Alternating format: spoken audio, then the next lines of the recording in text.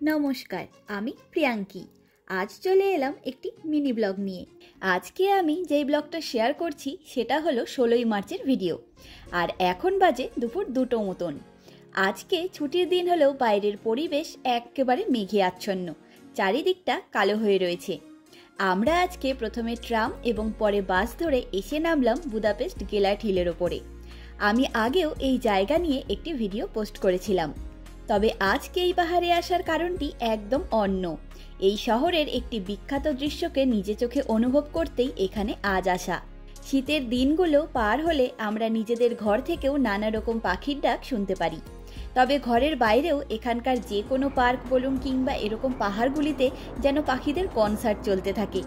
এরকম যে কোনো জায়গায় আমরা নিজেদের শান্তি খুঁজে পাই।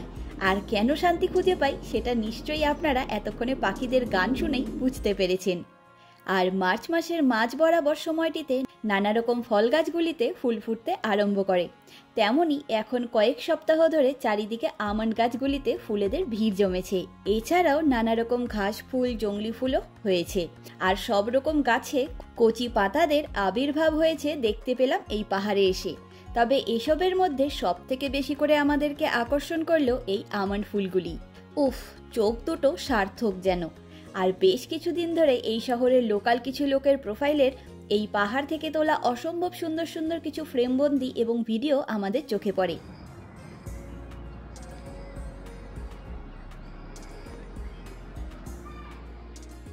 আর সেগুলি নিজে চোখে দেখব এবং আপনাদের সাথে সেই অভিজ্ঞতা শেয়ার করব বলেই এখানে আজ এসেছি। যাই হোক, আমরা এই পাহাড়ের অবস্থিত নানা রকম গাছগুলিতে ফুল আর পাতাদের সমারোহ দেখে ভীষণ খুশি হয়েছি। সত্যি বলতে সেই নভেম্বর মাস থেকে পাতাদের রং বদলাতে শুরু করে, আর ডিসেম্বরের শেষের আগে সব গাছের পাতাগুলো ঝরেও যায়। তারপর থেকে শুধু দেখতে পাই কালো ধূসর রঙের গাছগুলিকে।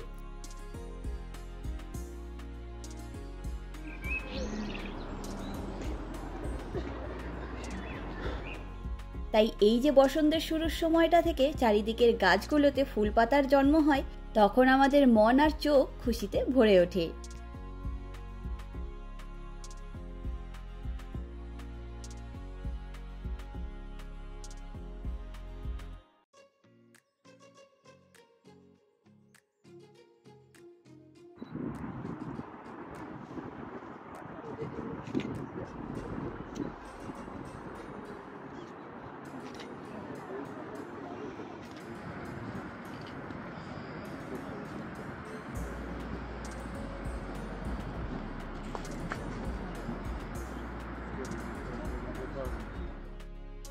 এই পাহাড়ে অনেক আগে আঙ্গুর বাগান ছিল।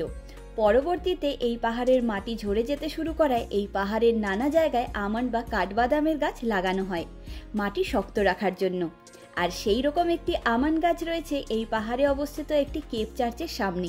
সেখানে একটি বড় ক্রসও রয়েছে। আর বুদাপেস্ট শহরের ওপর দিয়ে বয়ে যাওয়া দানিউব নদীর ওপরে অবস্থিত এক একটি ব্রিজ এক এক রকমের সুন্দর। আর গেলার্ট হিলের সামনে অবস্থিত এই সবুজ ব্রিজটির নাম হলো লিবার্টি ব্রিজ। আমাদের মতন লোকাল অনেক লোকের এটি সব থেকে বেশি পছন্দের ব্রিজ, এবং এই ব্রিজটি দেখতেও ভারী সুন্দর। সব মিলিয়ে এই ফুল গাছ সহ লিবার্টি ব্রিজের দৃশ্যটি আপনাদের কেমন লাগলো অবশ্যই জানাবেন।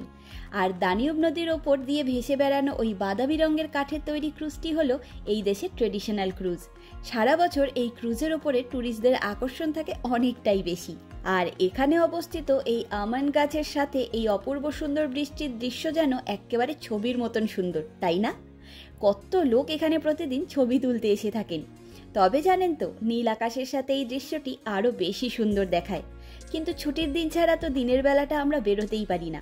আর এই ফুলগুলি খুবই নরম হয়, তাই পরপর বৃষ্টি হলেই এই ফুলগুলিও ঝরে যাবে। ওই জন্য আজকে আবহাওয়া ভালো না দেখেও চলেই এলাম।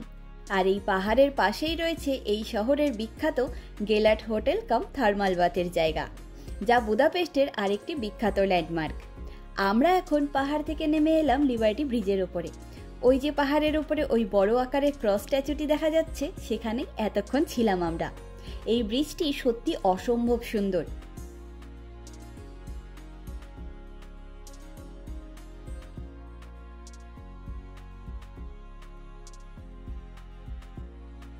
আর এই সবুজ ব্রিজের ওপর দিয়ে হলুদ রঙের এই ট্রামগুলোর চলে বেড়ানোটা তো একেবারে সিনারির মতো সুন্দর দেখায়।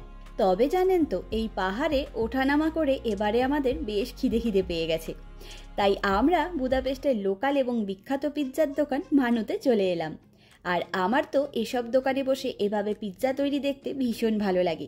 এখানে আমরা আগেও পিৎজা খেয়েছি, অসাধারণ ভালো হয় খেতে। আর সাথে নিয়েছিলাম ইটালিয়ান ডেজার্ট তিরামিসু। আমরা বেশ ভালো করে পেট পুজো সেরে তারপর বাড়ি ফিরবো। চলুন আজ তবে গল্পের ঝুড়ি গুছিয়ে নিই। দেখা হবে, গল্প হবে পরের একটি নতুন অভিজ্ঞতার গল্প নিয়ে খুব তাড়াতাড়ি। আমার এই ভিডিওটি কেমন লাগলো লাইক কমেন্ট করে অবশ্যই জানাবেন। আজকের ভিডিওটি এখানেই শেষ করলাম। সকলে ভালো থাকবেন, সুস্থ থাকবেন, আনন্দে থাকবেন। নমস্কার।